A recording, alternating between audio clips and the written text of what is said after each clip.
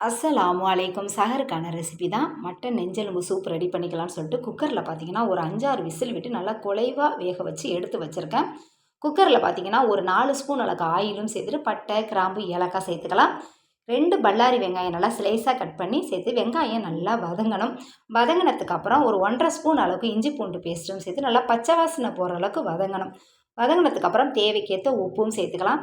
சேர்த்துட்டு பெரிய சைஸில் 2 தக்காளியை நல்லா பொடிசாக கட் பண்ணி எடுத்து வச்சுருக்கேன். அந்த தக்காளி கூட சேர்த்து பார்த்திங்கன்னா ஒரு 3 பச்சை மிளகாயும் கட் பண்ணாமல் எடுத்து வச்சுருக்கேன். எல்லாமே சேர்த்து தக்காளி வெங்காயத்தோடு நல்லா கொஞ்சம் நேரம் நல்லா வதங்கணும். வதங்கினதுக்கப்புறம் ஒரு 1/4 டீஸ்பூன் அளவுக்கு மஞ்சத்தூள் சேர்த்துக்கலாம். 1½ ஸ்பூன் அளவுக்கு மிளகுத்தூள், 1 ஸ்பூன் அளவுக்கு ஜீரகத்தூளும் சேர்த்து எண்ணெயிலே கொஞ்சம் நேரம் வதங்கணும். வதங்கினதுக்கப்புறம் ஒரு கைப்பிடி அளவு புதினா, மல்லித்தலையும் சேர்த்துக்கலாம். சேர்த்துட்டு இந்த சூப்புக்கு பார்த்தீங்கன்னா மிளகாய் தூள்லாம் சேர்க்கக்கூடாது. மிளகுத்தூள், ஜீரகத்தூள், மஞ்சத்தூள் இவ்வளோ தான் சேர்க்கணும். அப்போ தான் டேஸ்ட் ரொம்பவே நல்லா இருக்கும்.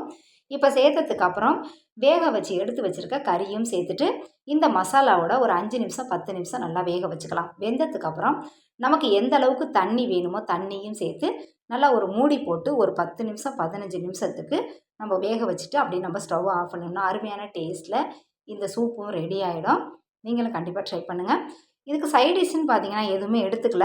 கொஞ்சமாக புதினா மல்லித்தழை சட்னி எடுத்துக்கிட்டால் நல்லாயிருக்குன்னு சொல்லிக்கிறதுக்காக ஒரு கைப்பிடி அளவு புதினா, மல்லித்தழை, கருவேப்பிலை, 2 பச்சை மிளகாய், ஒரு கைப்பிடி அளவு தேங்காய், கொஞ்சமாக புளி, ஒரு துண்டு அளவுக்கு இஞ்சி, தேவைக்கேற்ற உப்பும் சேர்த்து தண்ணியே சேர்க்காம நம்ம அரைச்சி எடுத்துக்கணும். அரைச்சதுக்கப்புறம் ஃபைனலாக பார்த்தீங்கன்னா 2 வெங்காயம் கட் பண்ணி சேர்த்துட்டு வெங்காயத்தையும் சேர்த்து ஒரு பல்ஸ் மோடு கொடுத்து அரைச்சி எடுத்தோம்னா அருமையான டேஸ்ட்டில் சைடிஷாக தொட்டு சாப்பிட்றதுக்கு இந்த சட்னியும் ரொம்பவே நல்லா இருக்கும்.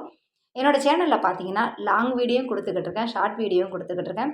இன்ஷா அல்லாஹ் பார்த்தீங்கன்னா வரக்கூடிய ஒவ்வொரு நாளுமே பார்த்தீங்கன்னா உங்களுக்கு வீடியோ ரொம்பவே பிடிக்கும். ரொம்ப இன்ட்ரெஸ்டிங்காகவே இருக்கும். இனி வரக்கூடிய வீடியோலாம் மிஸ் பண்ணாமல் பாருங்கள். புதுசாக பார்க்குறவங்க ஆவூர் நம்ம சமையல் சப்ஸ்கிரைப் பண்ணி, லைக் பண்ணி, ஷேர் பண்ணுங்கள். நமக்காக இறைவன் கொடுத்த ஒவ்வொரு ரெசிபியுமே நம்ம சாப்பாட்டுக்காக கொடுத்ததை உண்ணுவோம், பருகும், வீண் விரயம் செய்ய வேண்டாம். இந்த ரமலான் மாதத்தில் நம்மளால் எவ்வளோ நன்மையை தேட முடியுமோ அந்தளவுக்கு நன்மையை தேடுவோம். தேங்க்யூ ஃபார் வாட்சிங்.